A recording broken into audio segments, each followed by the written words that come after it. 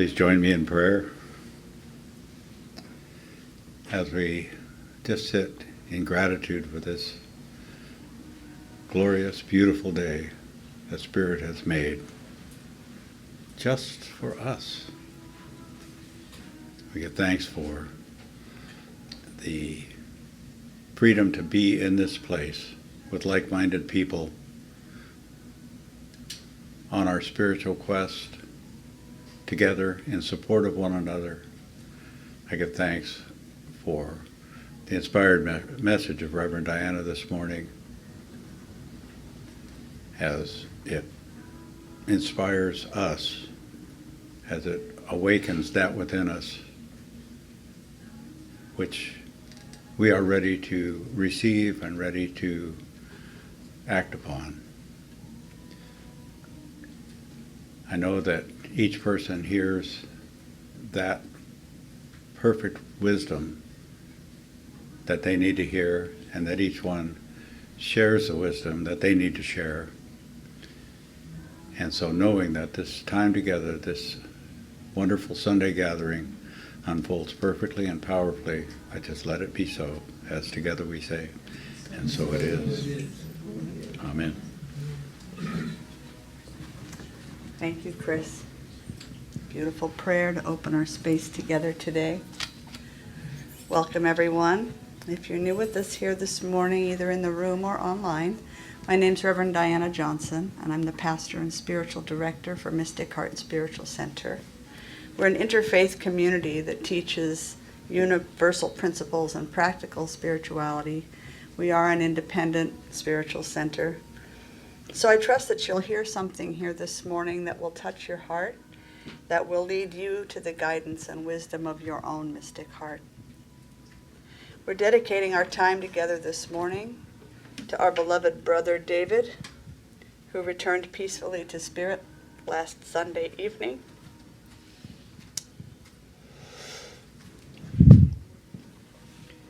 And so, joining voices in musical prayer, we remember his joyful presence.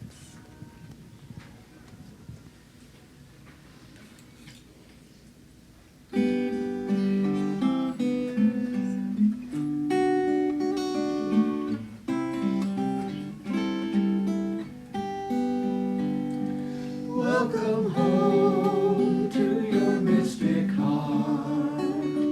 Lay aside whatever came before.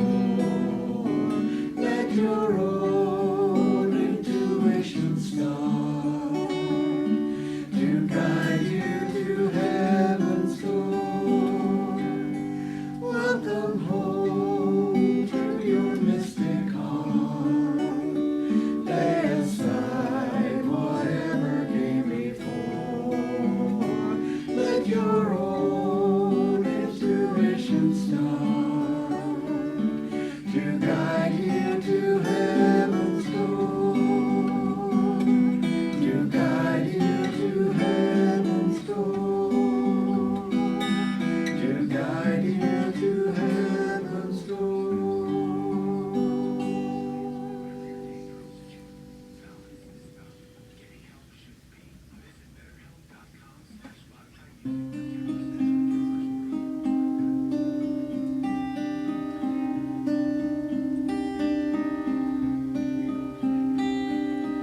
Oh, lover of my soul and keeper of my spirit, nothing can separate us, we are one. Oh, lover of my soul and keeper of my spirit, nothing can separate us, we are one. We are one. We are one. Nothing can separate us, we are one. All nations on the earth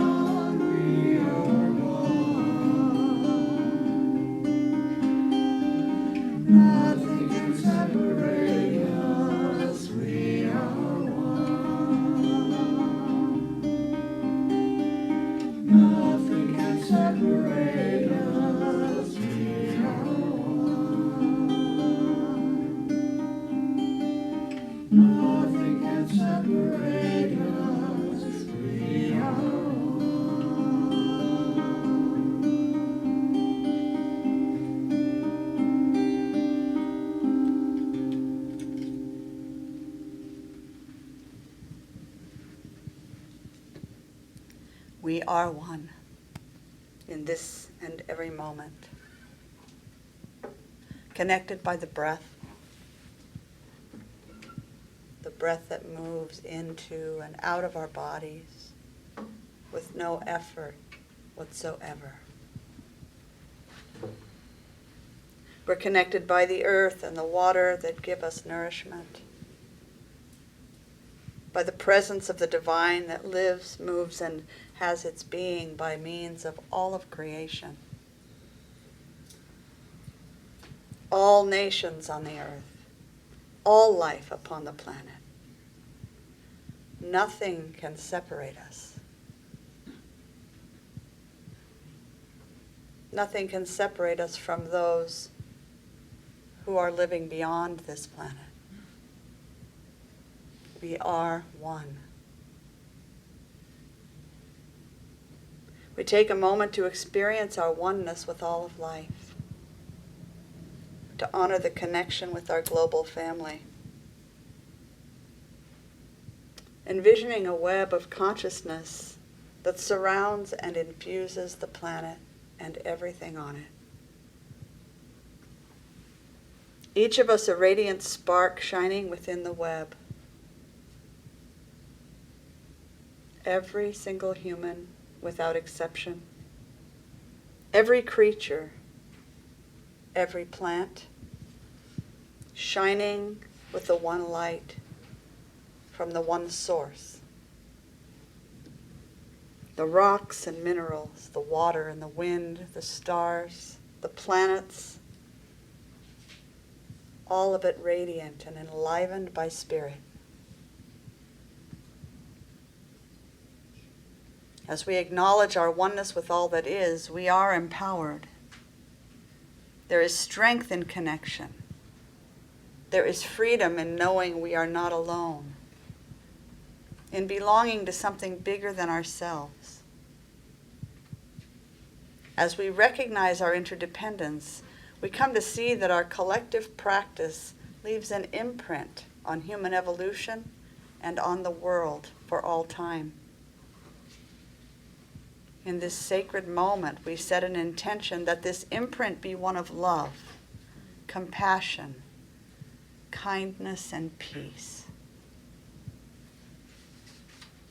The flow of Teze this morning invites us to contemplate the relationship between and the interconnection of being and doing. In our daily lives, do we make our state of being a priority?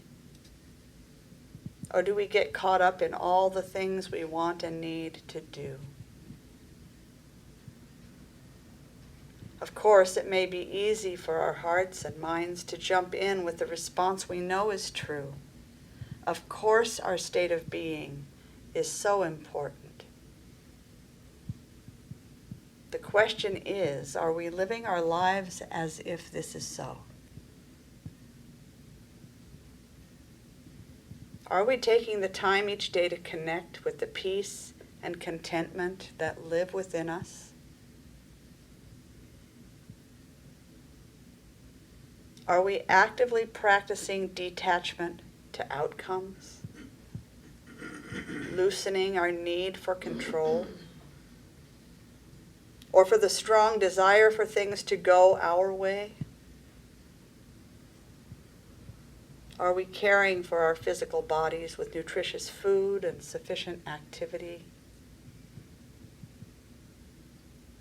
Are we listening for when our bodies need rest, relaxation, or revitalization? Only when we have embodied these practices can we say that we are putting our state of being into its rightful place. It can be challenging to retrain ourselves to putting being before doing. We live in a doing culture, one where activity and accomplishment are valued more than reflection and understanding,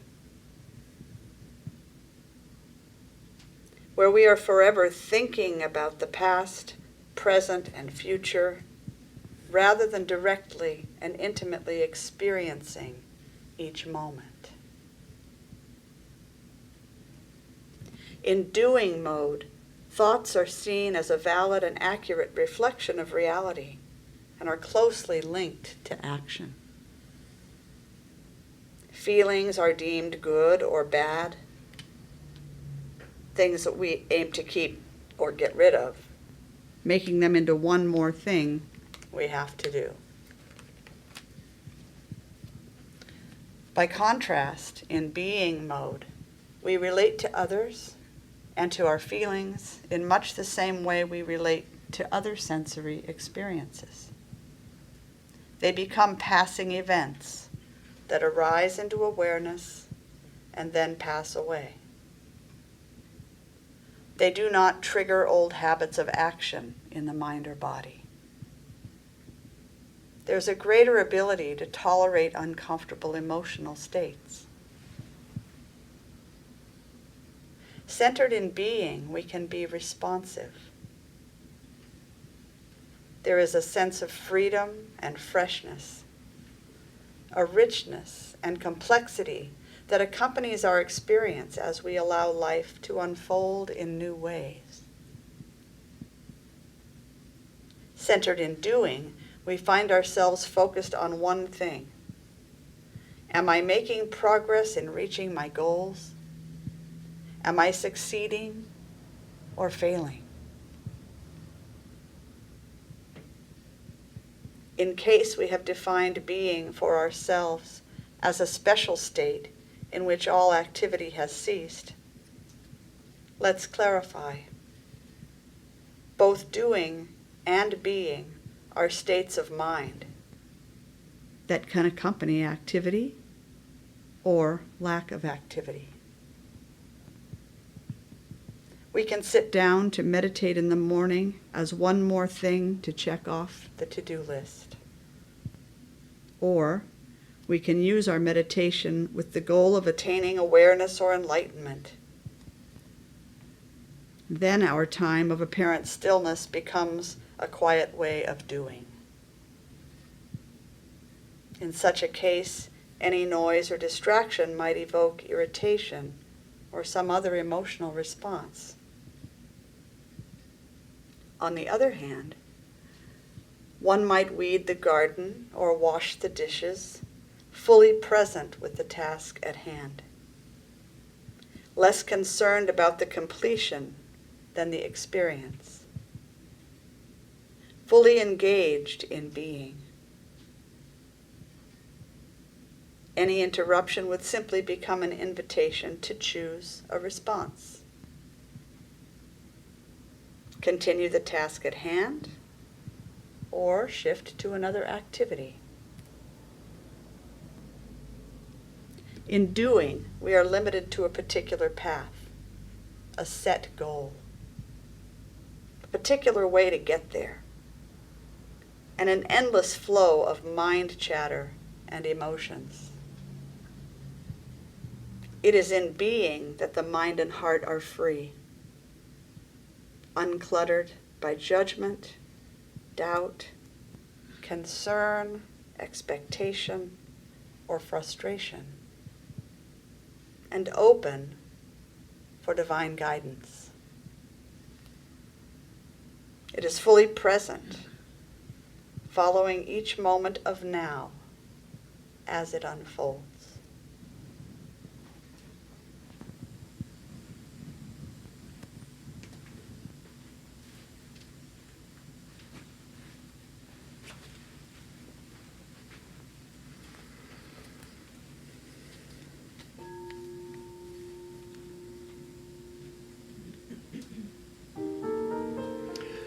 Along our spiritual path, we hear so much advice from wise teachers. Be here now. Do what you love. Be mindful. Do your spiritual practices. Be still and know I am God. Do your best. Be the change you wish to see. It seems that the spiritual life is full of both being and doing. Ernest Holmes reminds us that the human mind should swing from inspiration to action, from contemplation to accomplishment, from prayer to performance. This would be a well-balanced existence. The spirit fires the soul with energy and understanding. The soul, which is the subjective mentality, vitalizes the body and animates all that we do.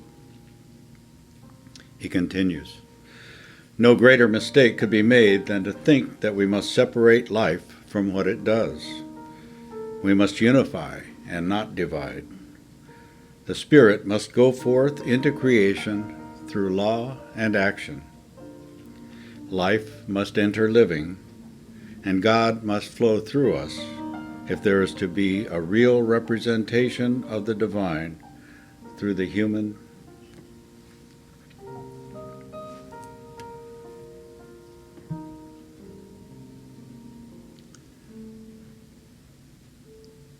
The spiritual realm and the sphere of human action are not separate.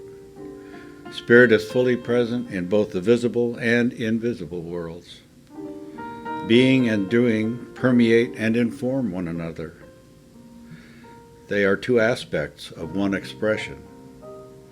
We are most effective when the yang of our doing flows out of the yin of our being.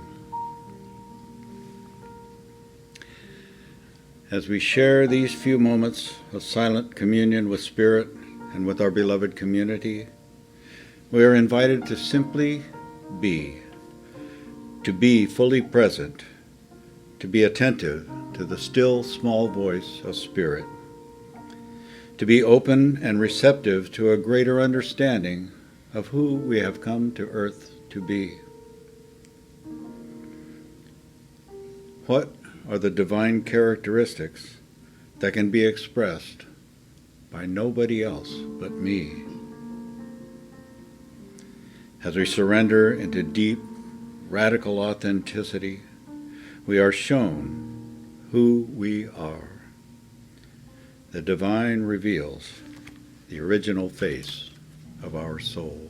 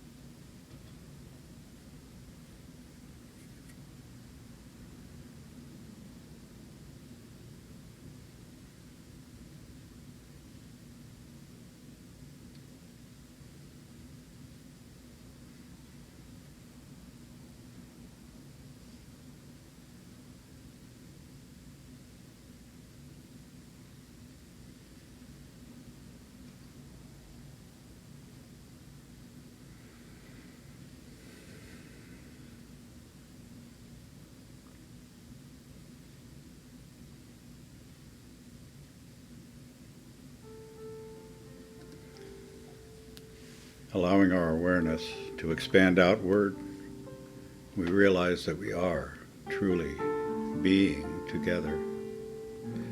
Each of us part of a greater being called beloved community. Our collective beingness blesses and strengthens our individual beingness. Together, we are more. Thank you, God, for everyone and for everything. As together we endeavor to act from our spiritual identity to make sure that our doing arises from deep within our being, we liberate not only ourselves, but others as well. And we bring greater freedom for all into our world.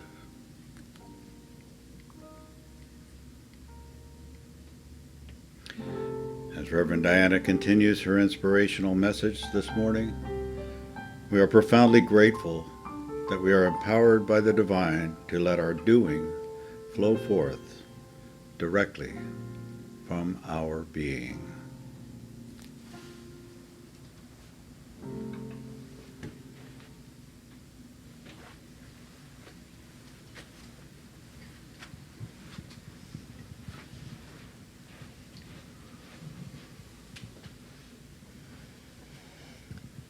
It might be tempting to use the importance of being as a reason for not taking action in the world.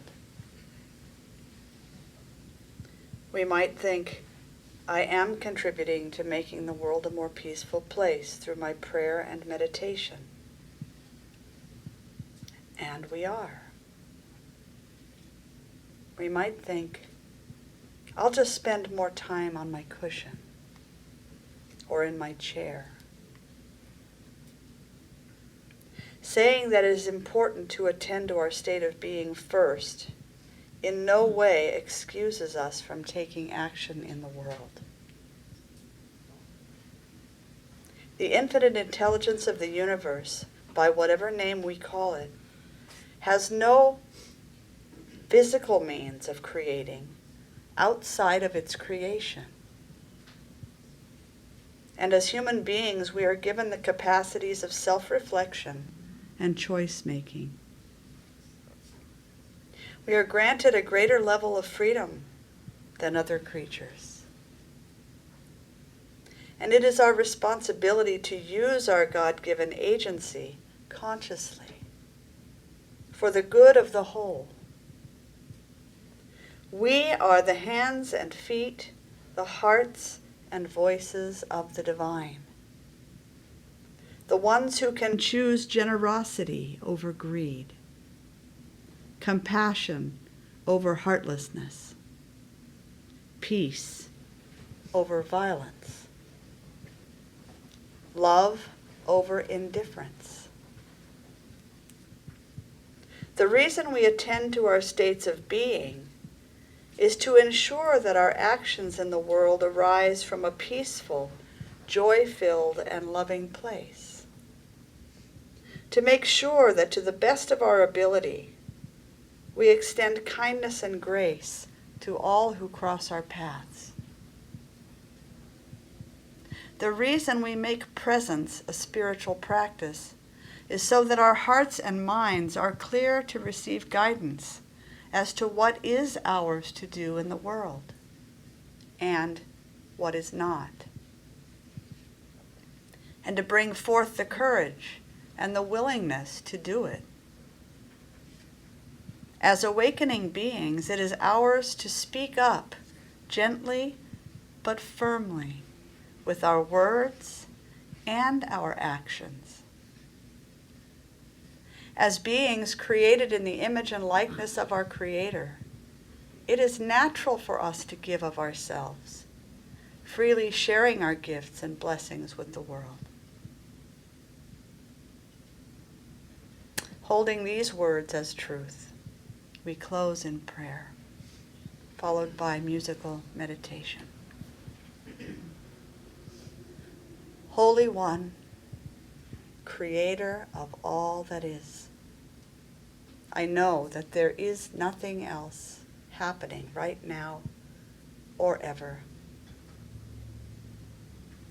One source of all of life, freely giving, forever expressing, limited only by our human perception.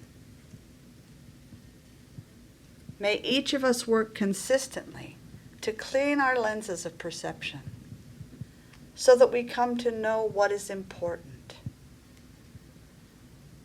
May we start each day in meditation and prayer that we might come to know the truth about ourselves and about the world. That all is unfolding according to divine order and timing, no matter what it looks like. That all things are used for good, even when they don't feel good. May we come to understand the truth about you, that your power, your presence, and your love are infinite, without limits of any kind, and that we have been gifted with these divine qualities, that we might discover them within ourselves and use them for the good of all. May our thoughts, words, and actions be guided in every moment. May we each grow in wisdom, finding and accomplishing those things that are uniquely ours to do. And by our efforts, may the world be just a little more peaceful and loving. Thank you, Giver of Life, for our growing awareness, for our deep connection with you and with one another. Thank you for the many blessings of this and every day. Thank you, Great Spirit, for this spiritual community and the way it shines your light in the world. Knowing that as I speak my word, it is acted upon by your loving and lawful presence, I can let it go in full faith that it is moving into form and experience here and now. And so I do. And so it is. Amen. Aho.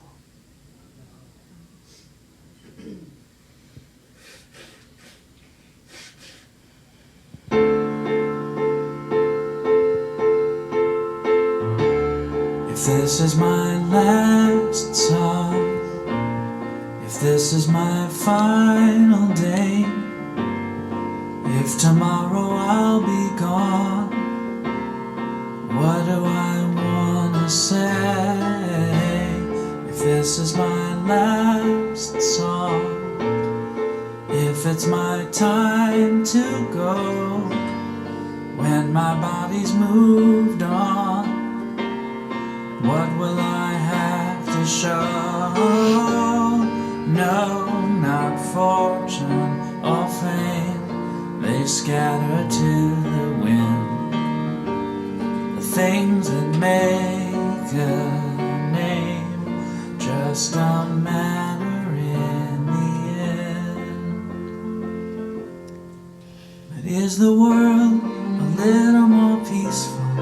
Oceans and sky a little more blue? Is humankind a little bit wiser about the good that we can do? Does the sun shine a little bit brighter where before there was only rain? If so, then I'm glad I came. If these are my last words for all of the earth to hear, if all that I have ever been is about to disappear, if these are my last words, there's nothing that I need to say. I have only tried to serve. It's never been about talking anyway. So much hurt there is to heal, it's hard to understand. All I can hope to feel is that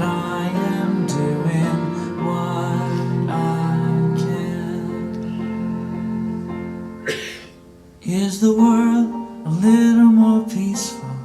Oceans and sky a little more blue? Is humankind a little bit wiser about the good that we can do? Does the sun shine a little bit brighter where before there was only rain? If so, then I'm glad I came. Have I given hope to the hopeless? Has a hungry soul been fed? Has a child stood a little bit taller 'cause of something that I said? Have I left a little kindness? Have I eased a little pain? If so, then I'm glad I came. For that, I'm so glad I came. If this is my last song, what do I leave behind? What do I pass on if I am out of time?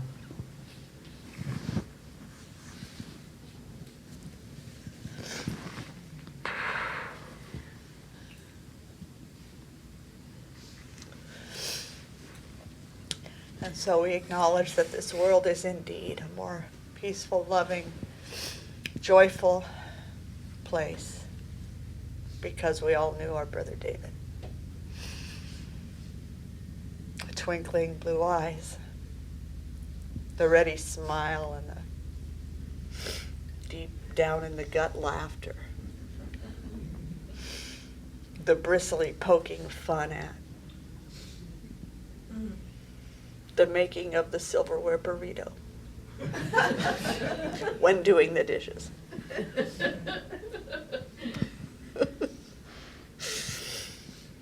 We thank you, Spirit, for this beautiful soul and for our privilege in having relationship with him. And while we will certainly be doing some drumming and singing in honor of him, and later with his beautiful wife offering a celebration of his life, for today I just felt that I wanted to acknowledge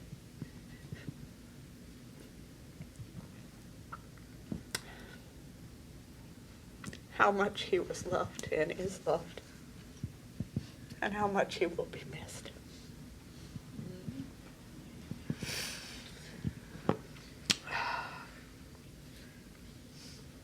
No more hugs full of beard.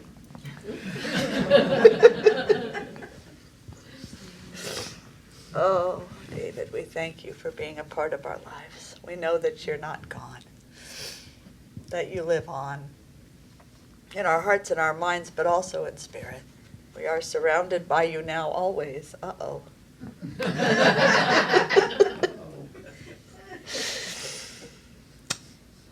So as we return our awareness to this place and this space, we open our eyes and our hearts. We dry our eyes if we need to. And look around at who is sharing in celebration this morning. Maybe with new eyes. This is your spiritual family, one of your support systems. Some of the people that care about you and are there for you if you need anything. And not one of us knows, not only when, but if we will see these beautiful faces the next time we're here. So really take it in. So as we close Taizé today, we offer the opportunity for you to share of your financial good in support of the work we do. We are an independent, self-sustaining organization, so we depend on your generous gifts of support. And if you found value in our time together today, share the love. While we do that, I found this amazing video, and I have copies of this that's about to be stated to hand you so you can take it with you today. This is First Global. They are an organization of young adults who are related to the STEM project. So they're science, mathematics, technology, and environmental causes. They're called First Global, and this is their Declaration of Interdependence and Bill of Responsibilities. Here we go. You can hand it.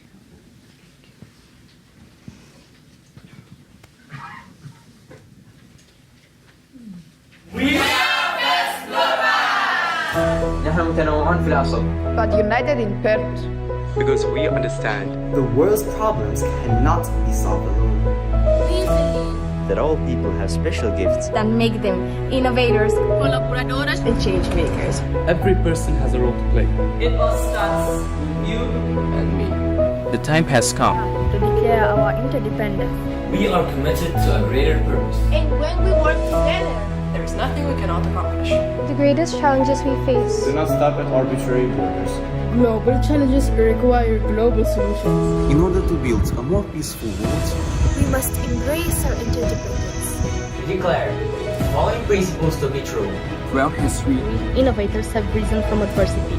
When we seek out to perceive limitations, we realize the strength of unfamiliar ideas. Our world is built On the shoulders of these visionaries, whose word we must continue.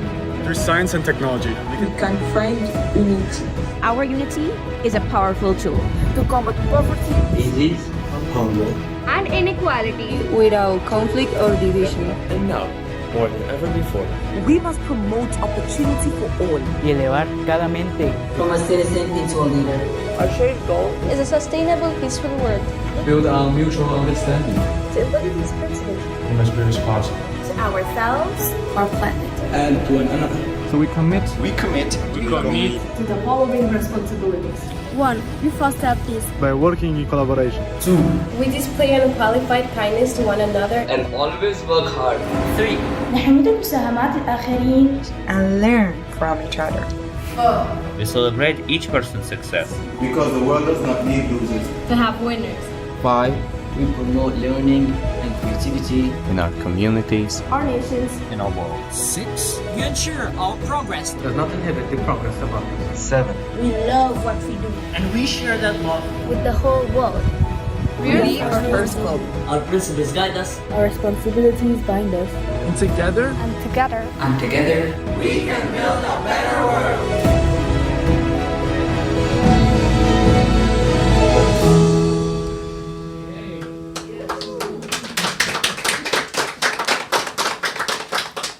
That certainly gave me hope.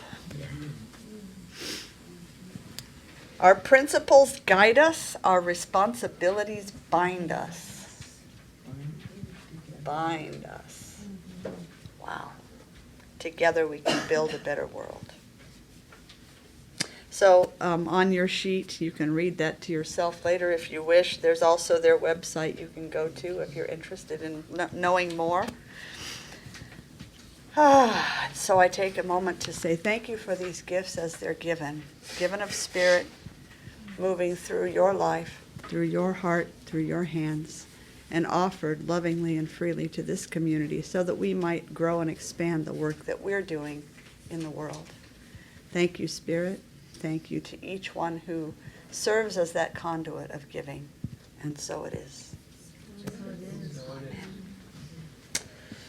All right, we're going to quickly bless you on your way either to a cup of something warm or to the rest of your day with our soul's blessing.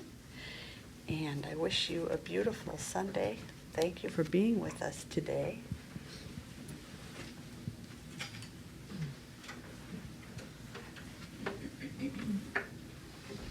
And be sure to take a look at the bulletin for July if you haven't already, especially after the Taizé, because we don't do invitations at this service.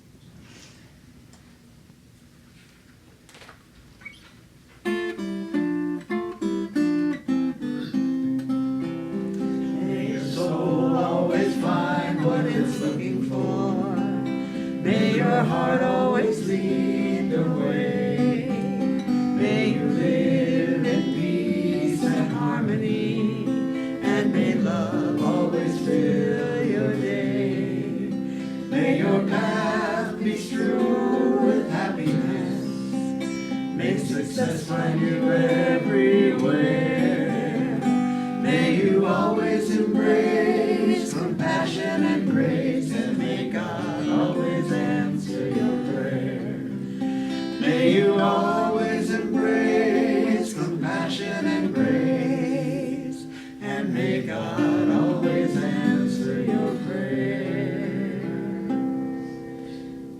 bless you. If you haven't come up to take a look at the altar, I want to just take a quick peek on you.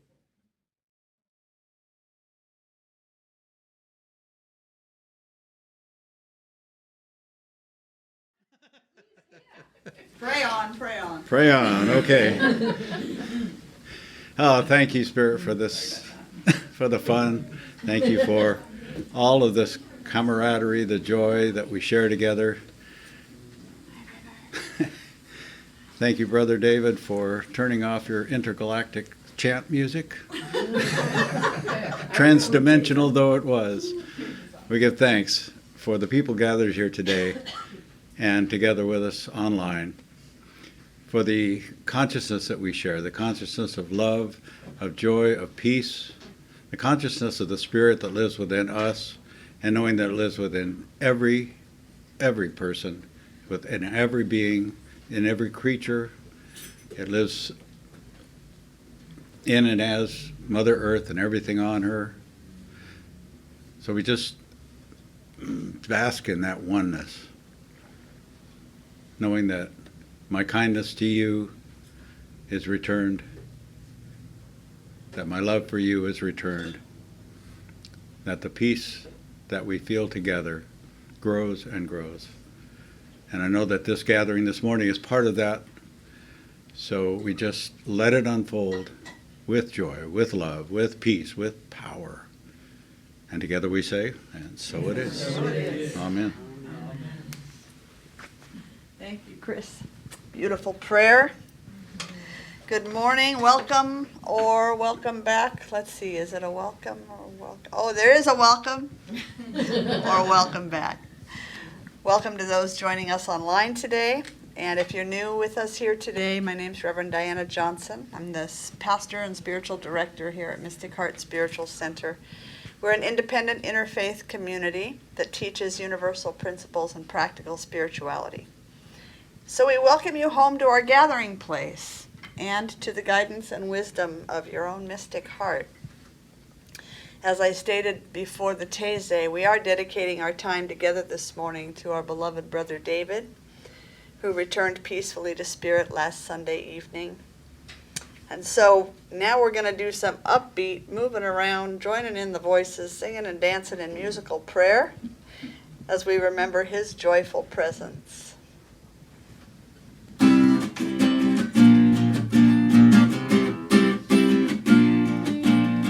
Welcome to the Mystic Heart. Join the celebration. Lift your voice and sing your part. Make this affirmation. Spirit made us family with loving hearts to share. Together we are joyfully practicing the possible through prayer. And everything's possible through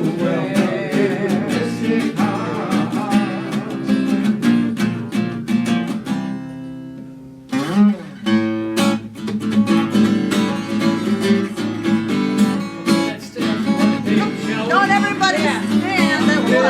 Everybody get up on your feet. And you don't have to stand if you don't want to. Everybody you meet.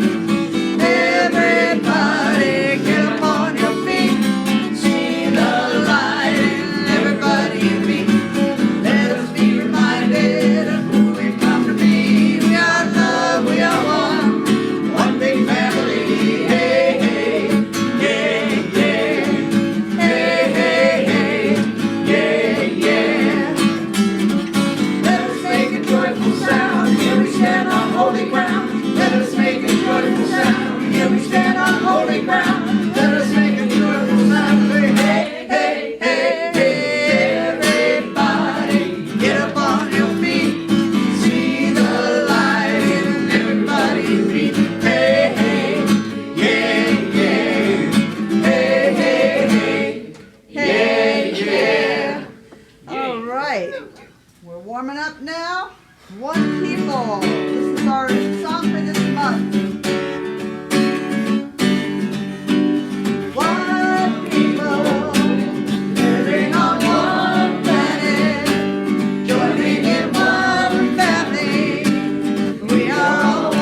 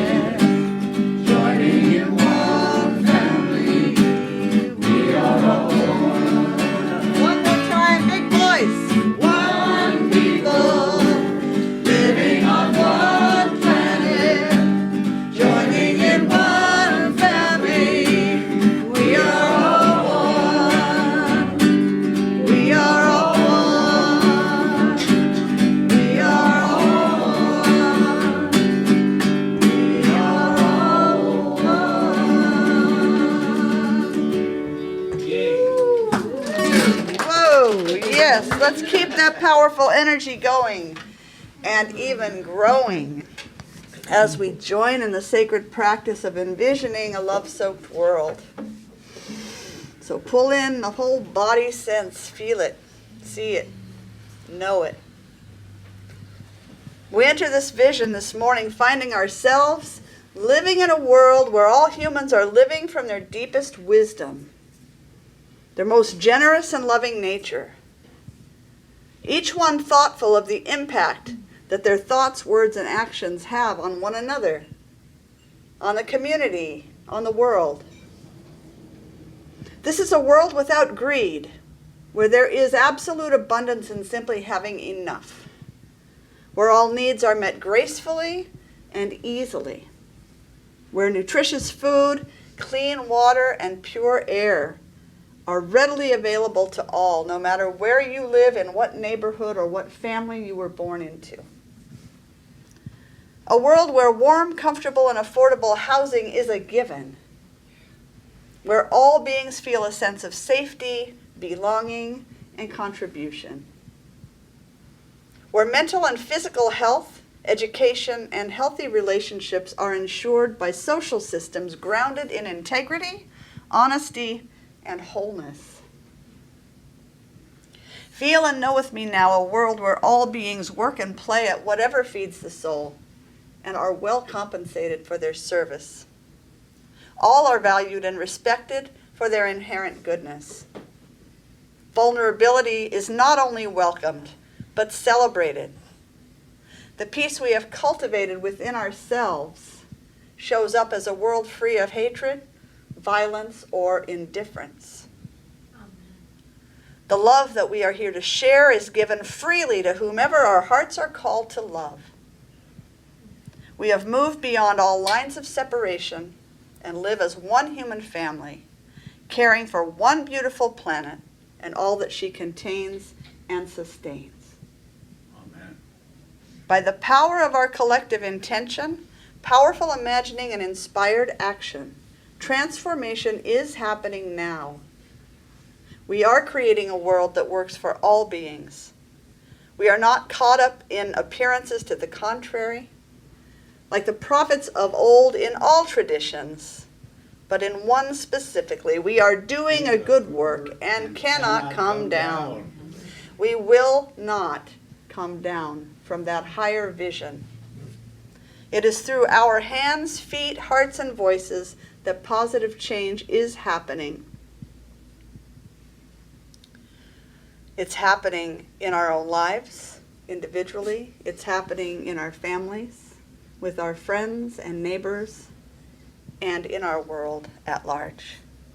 This community stands as an open and welcoming place for all who seek support, belonging, and a sense of family.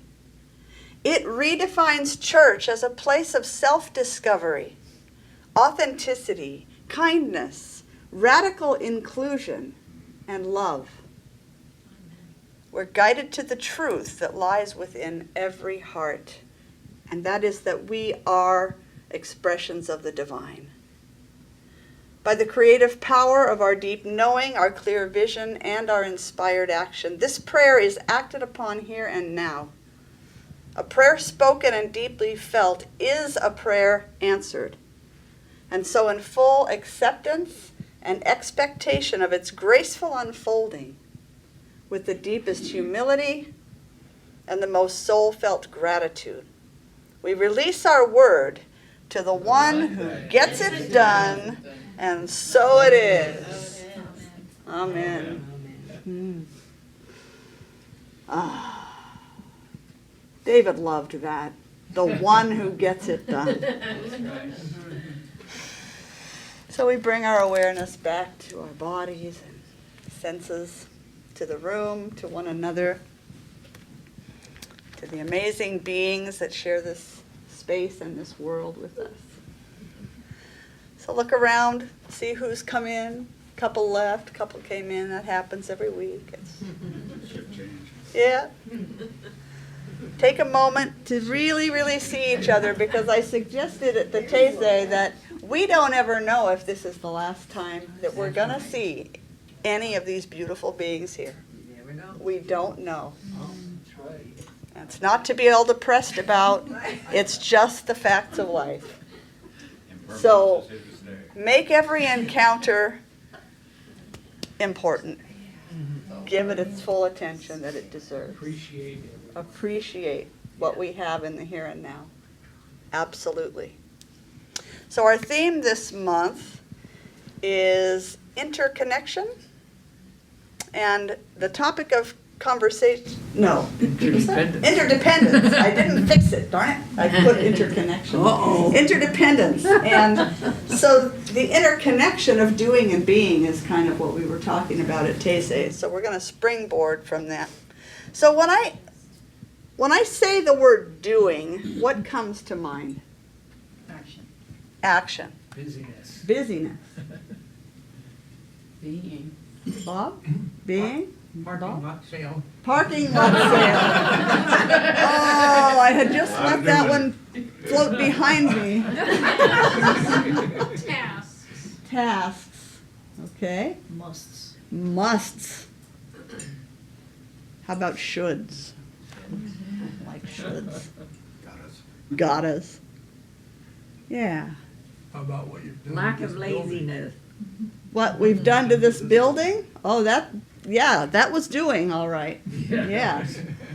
And you said lack of laziness? Okay. Involvement. Okay. Nice. So some of these words feel good, and some of these words not so much. Obligation. Obligation. Ooh. Okay, I have to counter that though with accomplishment. Commitment. Commitment. Movement. Right? It might be attaining goals. Reaching the goals that we set for ourselves. Accomplishment. Growing. Learning. Change. That C word. One of the favorite C words. Am I not on? Oh, thank you. I wasn't on. It's all right, I'm loud. You can hear me. But online, that's where the problem is. Okay. What about being? What comes to mind when I say the word being? Being here. Being here. Aware. Aware. Okay. Being here now. Presence. How you're showing up. How are you showing up? Embodiment. Embodiment. Yeah, it's being in tune with your values and your deeply held beliefs. Okay. Being in tune with your values, your deeply held beliefs. Meditation. Huh? Meditation? I didn't say medication. No, you said meditation. Meditation. Distinguishing the separation of the conscious mind and the subconscious mind, knowing that the subconscious has been a programmed computer, kind of like a computer, and that you can know that voice is just what plays with the mind. Yeah. And then that's the human part, but then to also be able to just be in the being, and eventually you can shut that off. But, you know, Or at least keep takes it. practice. Yeah. At least keep it in balance or behind you. You know. Yeah, just know it, think it, Right. no matter what comes up inside of there, you know. Yeah. And then just let it go, think it, and Yeah. and then keep going back to your being. Good. Yeah, Cherie. Stillness and Stillness. connection also comes. Okay. Stillness, connection. Yeah. Mindfulness. How about acting but with no real goal in mind? Could that be a form of being? Yeah. Playing with it. Absolutely. Just play. Yeah. Playing with it. Imagination, I think it has more to do than having or not having a goal, but your attachment to the outcome. Okay, so remaining unattached to outcomes. How many of us in the room are really, really good at being detached completely from outcomes. No preference whatsoever.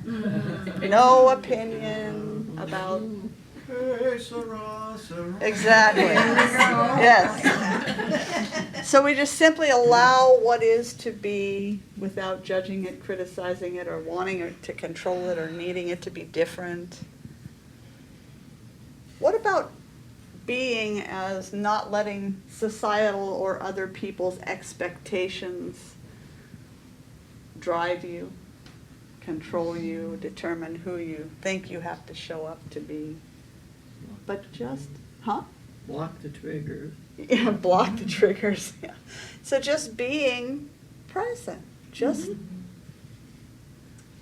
aware, just aware. Authentic. Yeah. Observer. Observer, being the observer. Not resisting Okay. the thought that creates the feeling, Okay. Not resisting the thought that creates the and feeling. embrace the feelings. Yeah. Until they leave, and eventually Right. they'll stop coming back. Yeah. They will move through. If Yeah. we just let them move through. Unless you grab hold of them. Unless you, hang on. So do you think that one is more important than the other? Doing, being? Doing, being? I think there's a sequence that's more important, not Okay. one is more important. All right. But being, what is it that you're gonna present in your doing? Okay. How are you gonna present in your doing? How are you going to present in your doing? Yeah, thank you. I'm gonna say something super similar, and the combining the two, like having the beingness, that initial stillness or connectivity with the divine follow you into your doingness. Okay. Yeah. So the connection that you have with whatever you want to call that great mystery, how you bring that connection into your activity, your doingness. Yeah. And I think it's important to keep it in balance. If you've been doing too much doing, it's time to check in and be a while, and Right. vice versa, Yeah. If you've been sitting in meditation and inspired, it's time to put that inspiration Yeah. to work. The other thing that comes as you're saying that is that we want to say that if you're doing too much doing, you need to just stop a while and be. But that's not always how it works for me. It's more about we need to bring our awareness to the fact that we're caught up in the doing. It doesn't necessarily mean we have to stop doing what we're doing. It doesn't require us to sit our butts down and be still to say, okay, now I'm being. That, more time in my chair does not necessarily mean I'm more connected. I could be and do stay pretty active in activities most of the day, every day. That's my life, and that's how I like it. When there's a problem for me, a moment a couple days ago came to mind when I heard myself snark at somebody, not at somebody, but just snark to myself around somebody, and I was embarrassed by my snarking. And I said, I can feel that I need to go breathe and just be right now for a few minutes to bring my awareness back. And so I did that, and then I came right back into the doing for the rest of the day, and I was fine. I was present. I was with it. So it isn't even always that I need to not be busy or active. It's that I need to bring that awareness and be connected, like Cherie was saying, and Chris. It's how do I bring myself to my activity? It's not about necessarily having to have lots of time away. Now, different people are different. Some people need more quiet time away from people. Some people need more social time. That's all going to vary from person to person. I'm actually an introverted person. who has been called to a role that calls me to be with people almost constantly. So there's a dance in that, learning to be present in the midst of ongoing activity. And it's practice to not be exhausted at the end of the day. It's just practice. So at Taizé, we asked a question. Do we make our state of being a priority? Or do we get caught up in all the things we want and need to do without giving attention to how we bring ourselves in? What do you think? In our society, for you personally, in this culture? I think our whole culture is such a busy, do, produce, and you're looked down upon if you're not doing something all the time. You know, Okay. they think you're either lazy or you're unproductive or you're worthless. You know, I mean, it's So pretty severe. this culture is very focused on action and doing, get her done. Success. I've noticed that when I spend any amount of time, especially outside of the people in this room, I notice a lot of screen time happening. There's a lot of just tuning out. And Right. a lot of, I'm just gonna say addiction. Yeah. You know, Yeah, of that, and just, you know, watching short videos and for entertainment kind of thing, but it's like a disengagement. Yeah. Almost an escapism Mm-hmm. that becomes addictive. Yeah. I think it is a very hard practice to be undo, but it can be done. Yes, right? it can. We all stay in that practice. Mm-hmm.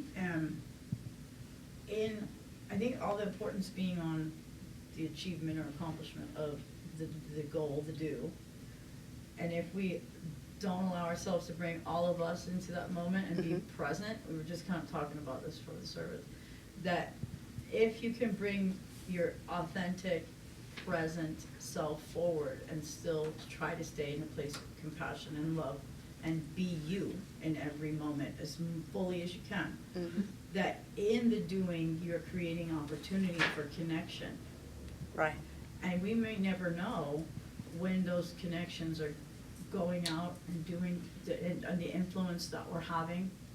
And it is hard because sometimes, especially my personality, if I'm accomplishing something, I don't want your opinion, I don't want any input, I want you to be quiet while I get it done, and then you be grateful, right? So it's hard sometimes when you're just really trying to get something specific done, and you want to do that, to not be kind of, projecting back on it. And, but I tried a lot at work because my work takes a gentle touch, right? Because of the people that I work with, the population, they're older, they have disabilities, what kind of jerk is gonna be rough and so I had a lady for the first time, I picked her up and my schedule's really tight and I'm trying not to let anyone know that I'm really stressed out, please hurry and get on the bus, right? And I got her home and we had a little chat on the way home and she goes, you know what, you're very professional. She said, I could tell that you were in a hurry, but you were very personable, you were very safe, you did all the things, thank you very much. Now I'm gonna go because I can tell you need to get somewhere. so I thought about that and I was like, you know what, then I did my job. Right. Then I did my job. And we gotta get things done and we gotta go, but we still gotta be there. Right. And you never know, you're moving things. I saw so many connections in the yard sale, but it was busy and it was kind of chaotic and it kind of rubbed me a little bit to be in it, but in all of it, everyone was still smiling and connecting and being together and getting it done. Yes. And that's what's important. Yeah. Even throughout the cleanup. Yeah. Marsh. I was trying to think if there is a time when being and doing comes naturally, and for me and for anybody who's doing something creative, that's like the ultimate of being and doing at the same time. Yes. Yeah, whether you're a musician or a poet or a painter or a cook or a gardener, all of those creative outlets that we have, we're always engaging in the doing, but they bring you really present. Yes. And then being in service with the two others. being in service with others. Yeah. Thinking about, you mentioned the creativity and you did music and poet and painting, whatever, but you know, being a mother requires an extreme amount of creativity. Absolutely. To be present. Yes. And I don't know that that's often recognized. Right. That requires that presence as well as the tasking. Yeah. Motherhood. And I would say any successful, close, intimate relationship. It's a very creative process, and it does bring us to presence if we're going to be successfully in relationship. Chris?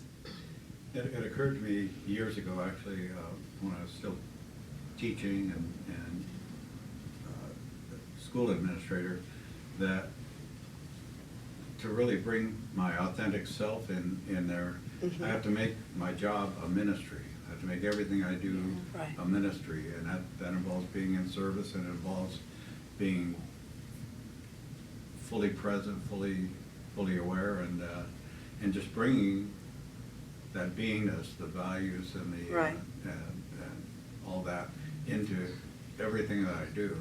Yes.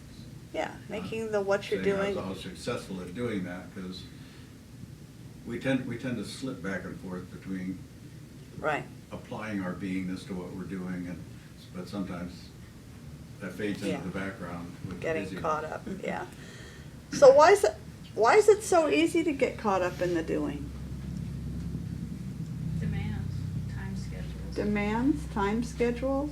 An escape from yourself, too. Oh, an escape from yourself? Yes. Yeah. So we can just get it done and move on. Get it done and move on. Yeah, there's a lot of different reasons. Expectations. Expectations. Some for your own self. Right. Sometimes others. Yeah.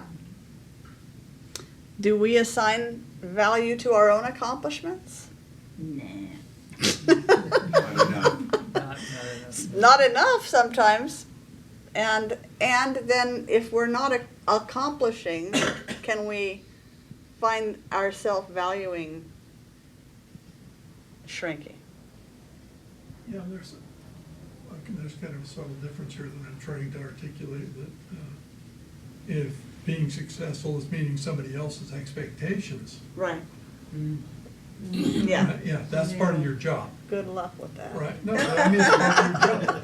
Yeah. You know, you have tasks to perform, and so, you know, you're in an organization, the organization has a goal, you're part of meeting that goal.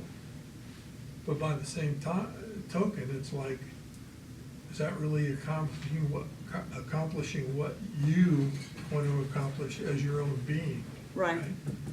And our culture basically sells out to meeting the expectations as opposed to accomplishing what you think is important, that what aligns with your values.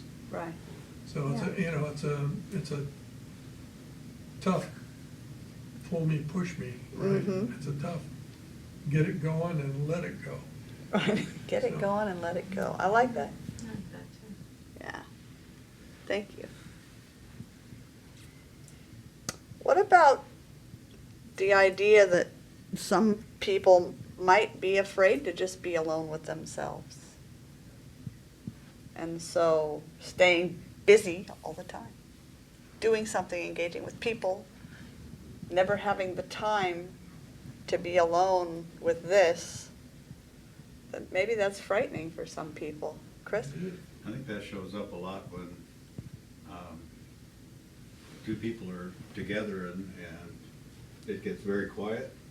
Often one person will get really anxious, you know, because they're, I gotta say something, you know, because it's uncomfortable to just be with one another. Yeah. I think that's the beauty of a close relationship, is you can do that with somebody that you're really intimate with. Yeah. Also, do you think that in our culture, with its quick-moving screen time and all the things we're exposed to, do you think that maybe we've kind of lost an ability to focus, some of us? And so we're habitually distracted. It's a habit pattern to distract ourselves. And so we're constantly busy distracting ourselves. There's actually scientific evidence that attention spans have shortened Oh, yeah. considerably. Yeah, they have. It used to be 11 seconds, I don't know what it is now. That's pretty short. Yes, yes. So are there any, do you for yourself have any negative associations around the idea of being?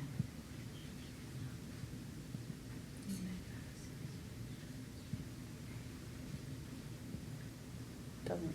I've been in a place where it felt like it was a luxury and it shouldn't. Right.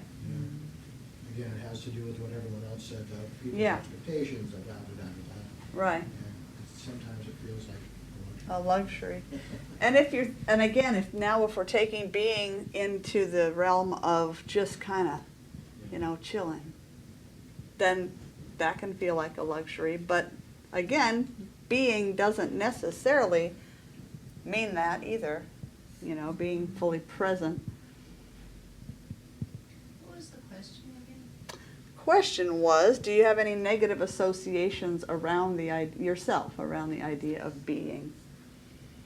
Do you find in yourself, that pattern of getting caught up in the doing, or do you find in yourself a fear of simply being alone, or? A fear of just being judged. Okay. Just being. Just, someone else having expectations and you getting hooked on their attention. Right. And, of course, I don't think I have to do that anymore. Yeah. No, none of us have to do that. It's just the awareness, Cheryl, and then Michael. Well, for me, myself, I'm trying to be being, but I can have 4 or 5 things going on that I need to do. First I'll sit down, I'm gonna relax and crochet. Next thing I know, I'm doing something else. Then I'm doing something else, and I'm gonna go back and start crocheting. It never gets done. I can't keep my plate in one place. So you get distracted. Yes. Yeah, that's common. Michael, and then Pamela. I was just going to observe for myself and for others that I know of my age range that as the years go by, I tend to go within more and to be not concerned with doing nearly as much as being. The journey goes from out there to in here, and it's wonderful. It's absolutely. I have a friend of mine who was talking about. She used to be this adventurer, all over the world stuff. And I said, well, you still are, but now you're doing your adventuring within. Yeah. And it's really cool. I love it. And yet you're so busy. Well, you do. I guess. So maybe it is that you're more shifted into that inner experience of whatever you're doing. You're more tuned in with how you're being, even when you're taking people to doctor's appointments and doing yard work and moving things around in a sale, and you do stay relatively busy still. So your beingness must be getting stronger from within, from all the, practice, and even amidst your, when you are busy. Well, when I'm home, I'm active. pretty. Yeah. Oh, yeah. I don't do a lot. Got a good balance. All right. Good. That's right. That's good. Pamela. Just knowing that going slow. Because when you go too fast, sometimes you start spinning because you have so many things to do. But if you slow down, you just keep telling yourself, slow down, that you can pace yourself and you can get more done. Right. Slowing down than. Yeah, it's true. That comes back to just being present. That's slowing down to what does this moment hold? Where's my focus? What's happening right here in front of me? Chris? When you ask, how comfortable are you with just being, or are you afraid of just being? I think one of the things that happens certainly to me, and I think to many of us, is self-criticism, you know, it's like, oh God, if they knew who I really was, they'd hate me, that kind of, Yeah. which is obviously an exaggerated Right. catastrophication of what's really going on in there. But I think it arises from our instinct for looking for what's wrong. Yeah. You know, we turn that on ourselves, and boy, I have a whole list of things that are wrong with me in there, you know. So Right. I think a lot of us, I think a lot of people probably don't meditate because of that. They're afraid that's gonna rear jump its up ugly and bite 'em, head. Yeah. Yeah, nice. So, what's the ideal relationship then between doing and being for you? I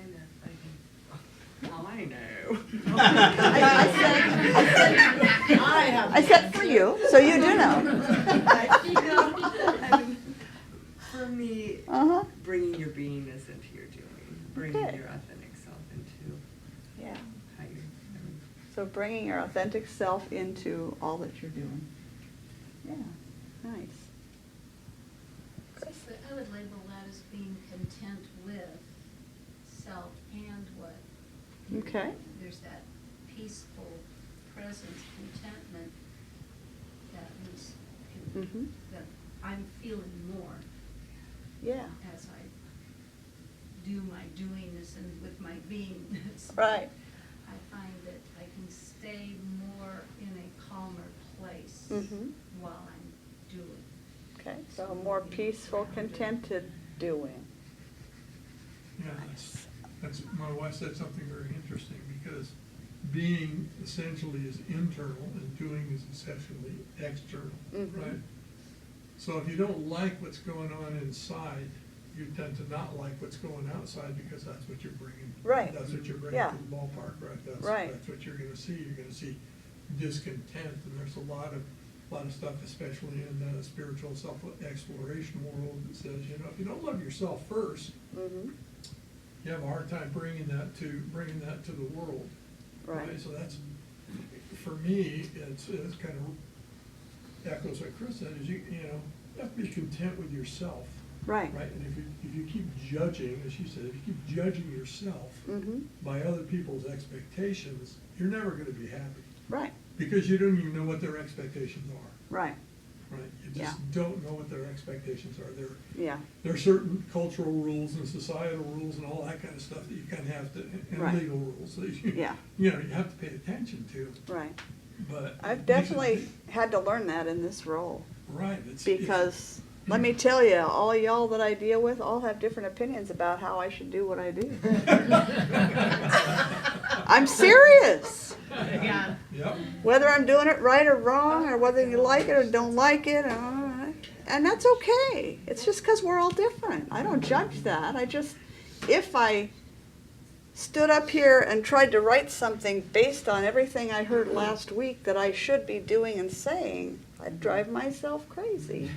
Short Miley drive. and Marsh. Kathy says, I can only speak for myself, but as age gets me, I move slower and have come to enjoy quiet time. Nice. Thank you, Kathy. Beautiful. We miss you. We're trying to figure out how to get you moved here again, soon. Marsh. Just on a personal note, Dave, Hi, Dave. Hi, Dave. Chris hit on something that I guess I hadn't really thought about, and that is that making a living playing music put me in one place when I was doing, you know, say, writing music.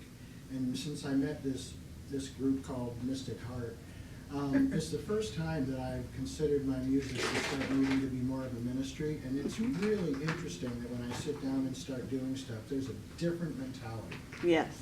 Because the other part is ego-driven, and it is, you know, money for God's sake.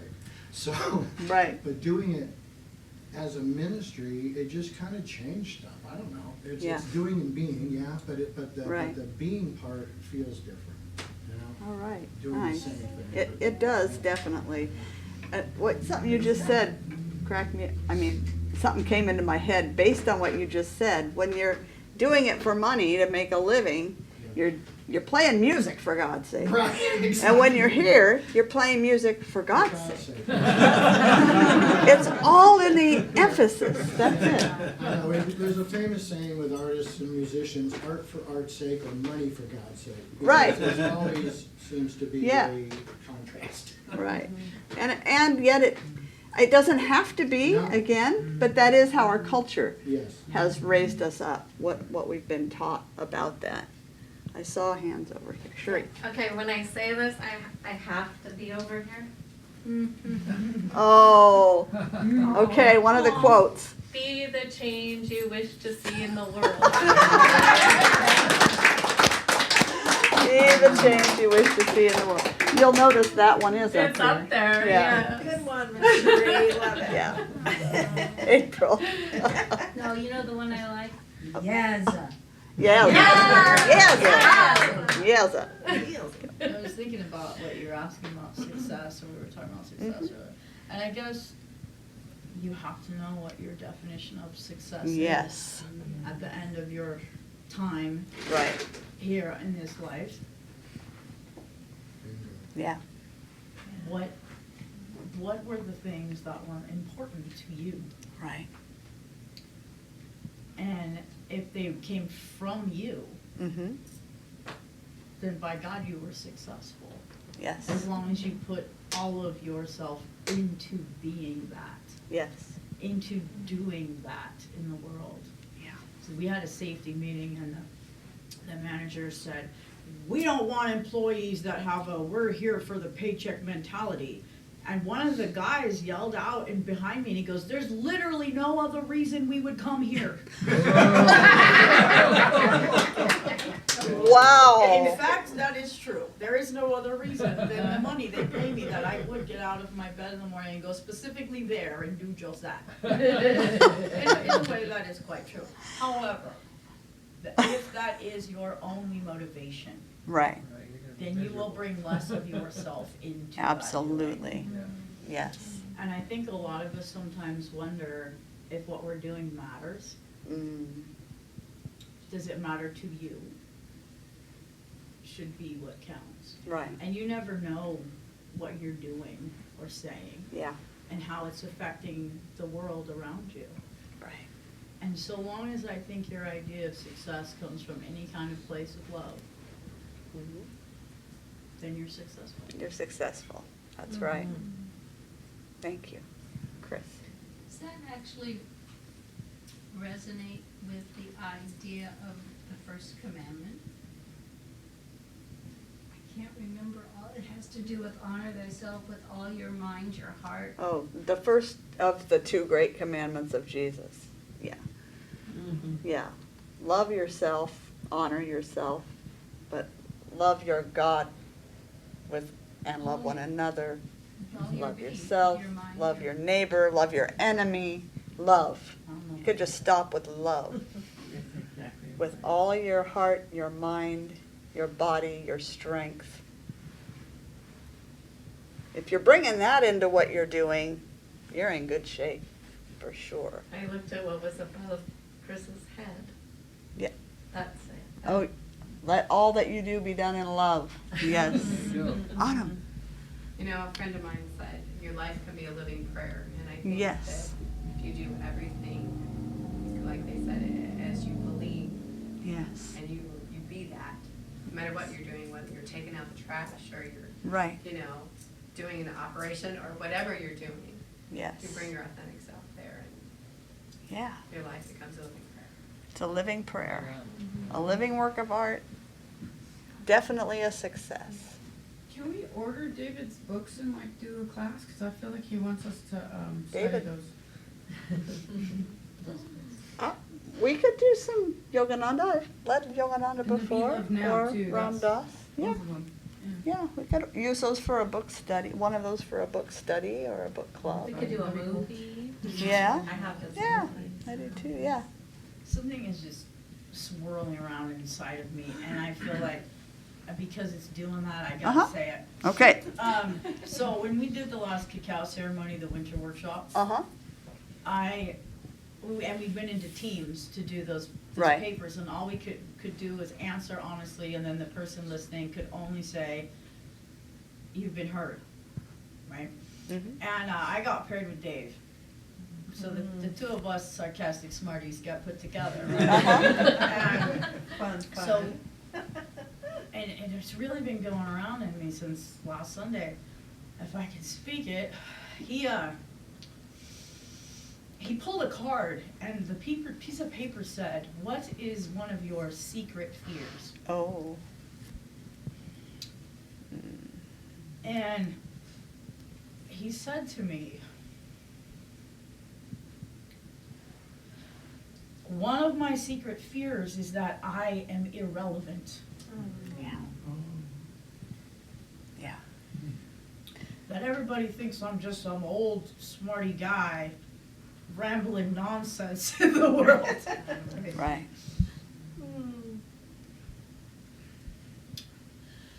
And I couldn't say anything except, "You've been heard," right? Yeah. And I never wanted to give that up, but since he's not here to be embarrassed by me giving that up right now, I'm giving him up for saying that, because it really did drive me crazy every time I was around him. Yeah. That somewhere in the back of all of us could be that wonder. Right. If we make a difference. Mhm. If anyone hears us. Yeah.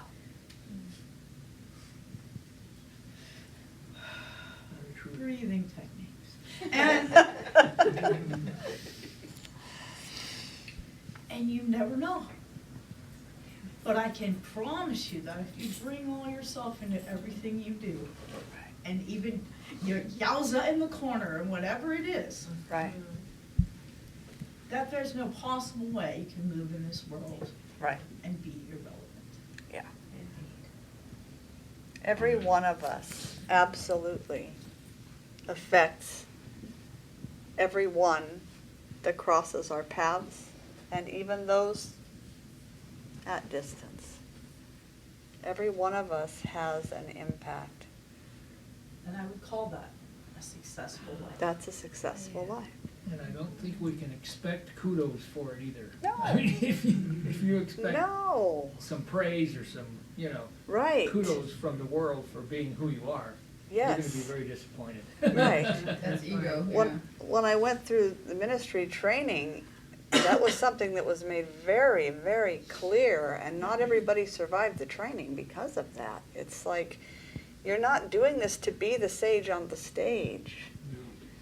You're, the word minister actually literally means servant. That's what it means. And so, knowing that inherently we make a difference. We can't help but ripple out and touch people, no matter what we're doing, driving a bus, or, cooking a meal for our family, or playing a song. Whatever it is making a difference. David definitely made a difference. Yes, he did. And I know he's here. So do you hear that, David? We know you're here. You are not, and we're not irrelevant. Along that line, on Thursday, I went to that peaceful protest because David, as a young man, was an activist. And he, over his time, learned that being an activist didn't mean you had to be angry. Right. And so I'm going to this peaceful protest. And I know David was in the car with me. We went over to the car, we went to the protest. He was there. He goes, this is the kind of thing that we need, this peaceful gathering and unity. So Yeah. he went to the protest with me. Yeah.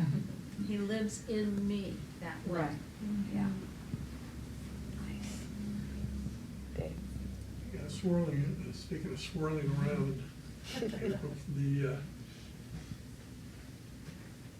the notion that we need to create unity means everybody, good, bad, or indifferent. Mm-hmm. Because everybody is in school here on this planet to learn and have chosen those experiences whether they're gonna be good, bad, or indifferent, right? You see that in human behavior. There's all kinds of human behavior. Right. But the goal is to transcend that into unity. And that takes a ton of expletive-deleted work. Yeah. Yeah, evolution is transcending and including, transcending and including. It's adapting. And if there's anything that this group is about right here in this room, it's that. It is definitely that. That's why we're not for everyone. We could be for anyone, but not everyone, makes this as their choice. There's lots of possibilities out there. Well, I admired David, known him for years, that he walked his talk, and literally, and then he wrote it down on his protest signs too. Right. That's funny that you said that, because I was just envisioning that. With a big heart that says if everyone has peace, love, and kindness in their hearts, there would be more peace, love, and kindness in the world. Yeah. So he was out there trying, with his beliefs, trying to change the world. Yeah. He really appreciated that we're starting to shift away from the word protest, in fact, to the word rally. We're rallying around a common cause. Right. Standing for something instead of standing against something. So I have, one more, and I'm going to move us to one more question. Well, I just wanted to say, all of you, I'm using my phone so I can hear your voices. So it's not a privacy thing, it's just a microphone. Just want to let you know, I'll be listening, because I can't hear you guys back here. I've been using my phone, I want to let you know that. Thank you. I'm going to go in the kitchen work. Okay, thank you. So there's one more word we haven't really looked at to see how it fits into the scheme of things. We've got doing, we've got being. What about having? Where does that fit into the doing, being, having? Depends on what we're having. Huh? Depends on what we're having. Okay, depends on what we're having. Having peace is very different from having pie. Okay. Yeah, all right. We really need pie. Yeah. A piece of pie. A piece of pie. Cherie and then Chris. I think of things as circular. So, Okay. What comes up for me is the giving, having giving, that kind of circle. All right. So you have to have something in order to give it, to keep that cycle going. And give in order to have. Okay. Give in order to have, because it's a complete cycle. Chris? I think we do things in order to have things, but our beingness has more to do with having qualities and having relationships, having the intangibles, I guess. Right. Yeah. So we are kind of taught in this culture that we have to, let's just use money as one thing, because it's a prevalent thing in our culture. So we have to have money in order to pay for a place to live and food to eat. That's true in the relative sense in our culture. So that I will be happy or fulfilled. Is that true? Because that's the message that we're given. Not conditional. Not conditional. I may have to have some kind of an education in order to make money so that I can be a good provider for my family or be happy or be important. Is that true? No, but that is definitely a message that I was raised up with, and being from a family that didn't have that money, then there were a whole set of other messages that came with that. So no, the deeper truth is that we first have to be. Then we, from our being, do what we're called to do. And based on who we're being and what we're doing, we then have whatever we have. Maybe peace, maybe contentment, maybe pie, maybe a nice home, a nice car, enough money to travel or do what we want to do. That seems to Joseph Campbell, follow your bliss. Follow your bliss. Yeah. Dave? Something that comes to mind for me is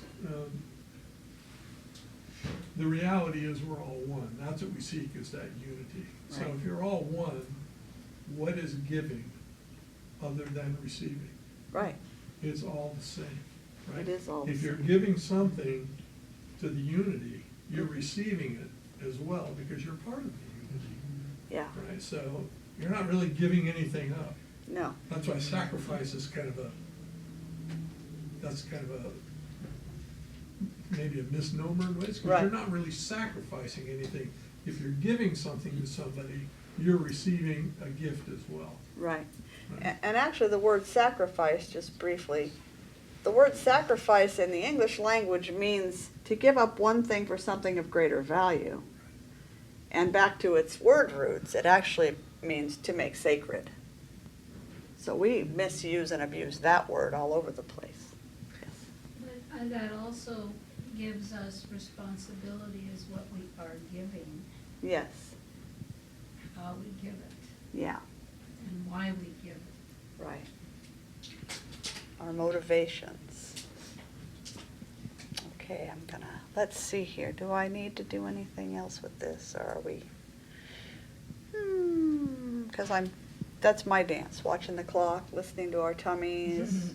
Pamela? I wanted to explain that when you asked that question, is that because I and Gary, we've been purging and getting rid of material things, and I look at something and I just go and just let it go.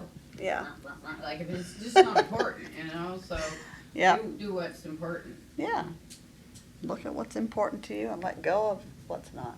So now you know what that means. Okay, now I know what burp, burp, burp means. All right, let's see here. I think we can wrap up here.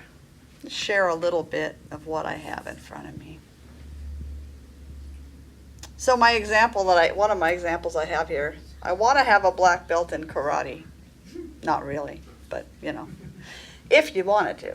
First, you have to be a black belt in the way you live your life, right? Then you have to do the work to learn the art form. Then you have to have the black belt. I wanted to have an independent spiritual community called Mystic Heart. First, I had to be in a state of integrity and spiritual growth. Then I had to do the work to learn the ins and outs of what that would take, which is ongoing, moment by moment. And that at some point, when there was some level of consciousness, I got to have a spiritual community called Mystic Heart. We all have that in common. Spiritual teacher, Christian mystic Christian Larson, tells us we don't get what we want, we get what we are. In other words, being naturally comes before doing, which comes before having. There's a natural progression about that. So should somebody have taught us that at a very young age? Maybe you guys are teaching your children at a very young age. Certainly not what I was taught. It's all about acquire, acquire, acquire.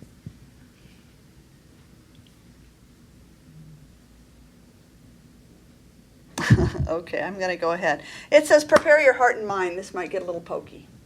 I'm going to poke for a minute. It's my job. Comfort the afflicted, afflict the comfortable.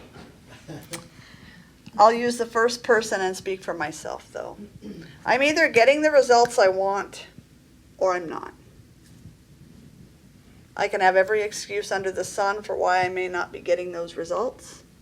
But ultimately, in order to change the reflection, I have to take ownership of the picture in front of me that the mirror is revealing to me. This is not a guilt thing at all. This is just, darn, this is how it seems to work.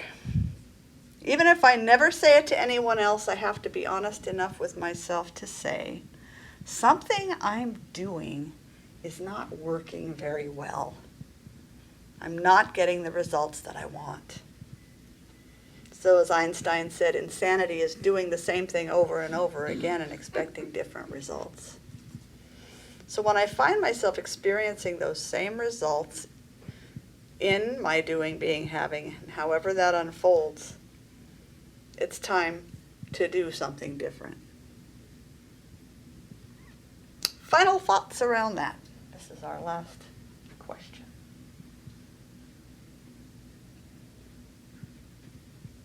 Yes.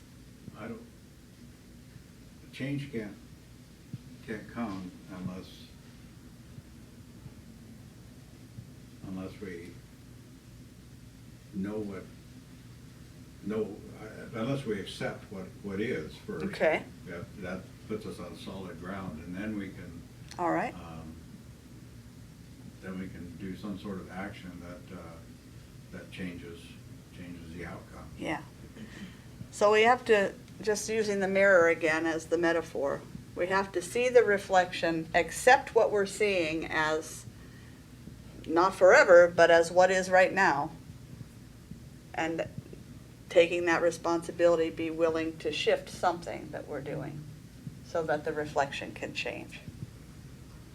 Yeah. Or maybe everything. Or maybe everything that we're doing, depending on what it is we see and what it is we want to move toward. It's interesting, it's instant accountability. Instant accountability, yeah. It's true. Presenting well. Presenting well. Okay. Yeah. Okay. Thank you. Anything else that needs to be spoken before we close with prayer today and shift on to our food table ministry together? I just want to say that I've always thought you were beautiful and perfect just the way you are. No expectations. Just Thank you. I feel the same way about you.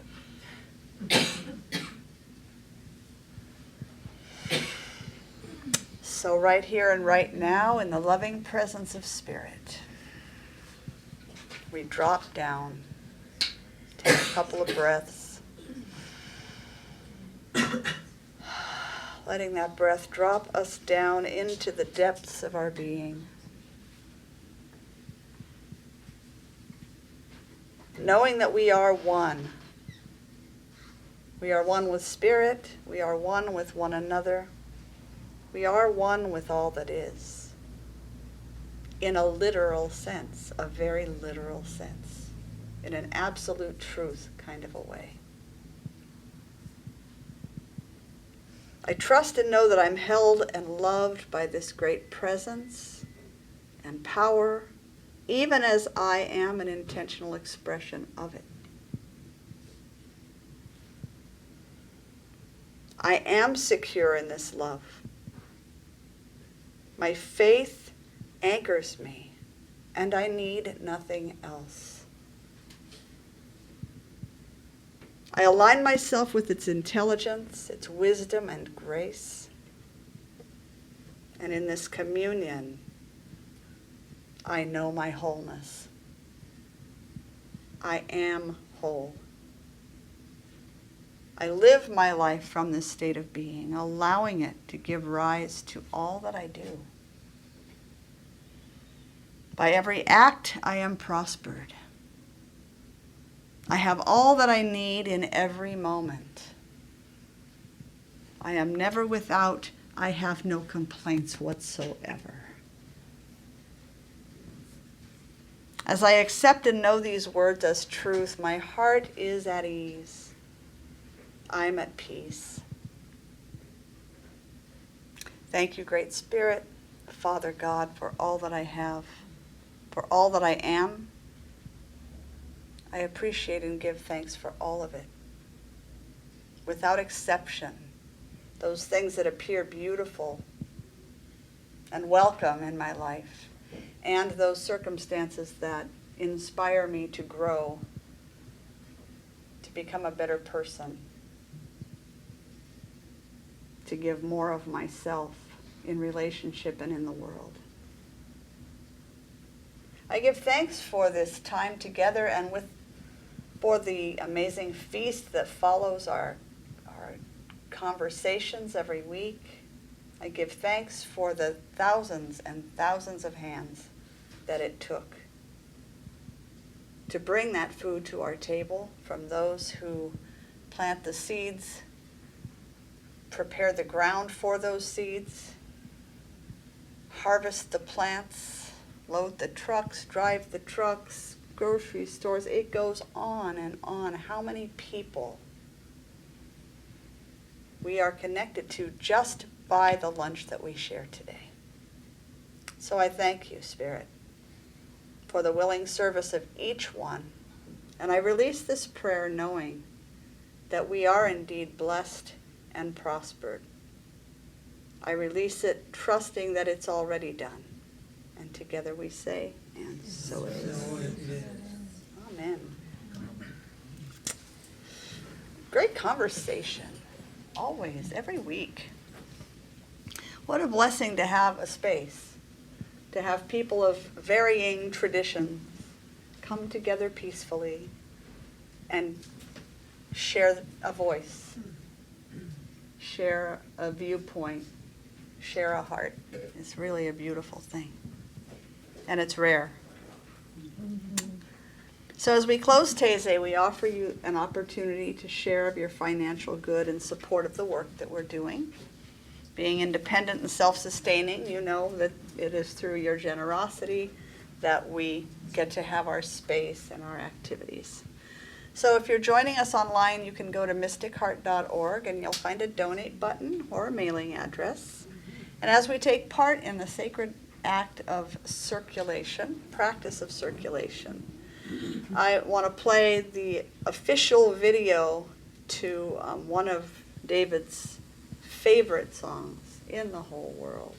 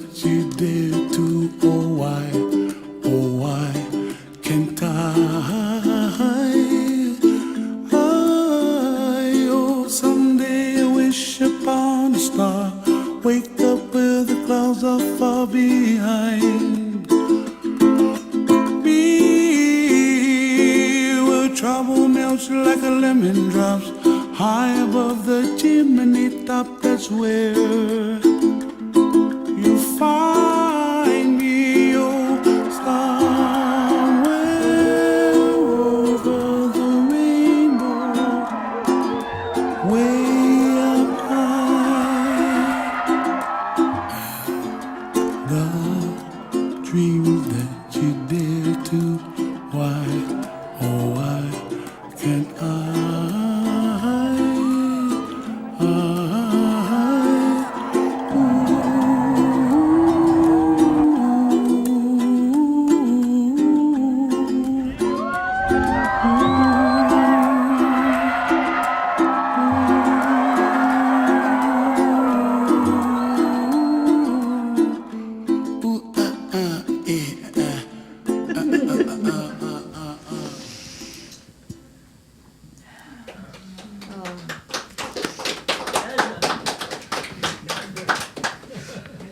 David and Iz are flying now. That is true what he would say. Yes, sir. Yes, Thank you, Spirit, for these gifts, for these wonderful souls, Brother Iz, Brother David. And thank you for the support of Mystic Heart. I know that all these gifts spring from Spirit. I also know that it is our beloved community that gives the love of God human hands and feet and the generosity of God. So I say thank you, God. Thank you to each one here. We pledge to honor your gift by stewarding it wisely, and so it is.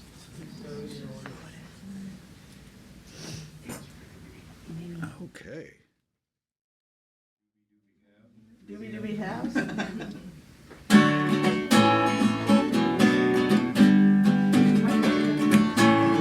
Are we holding hands? All together, hand in hand, we see the light, we take a stand, and we are changing. A whole new life for you and me. Take the past and set it free, and share this blessing. Love be with you, peace enfold you, Spirit lift you, breathe it in. Truth come through you, make good flow to you, let joy renew you until we meet again. Love be with you. Ooh, love be with you. Ooh, love be with you. Ooh, love be with you. Ooh, love be with you. Ooh, love be with you until we meet again. Love be with you.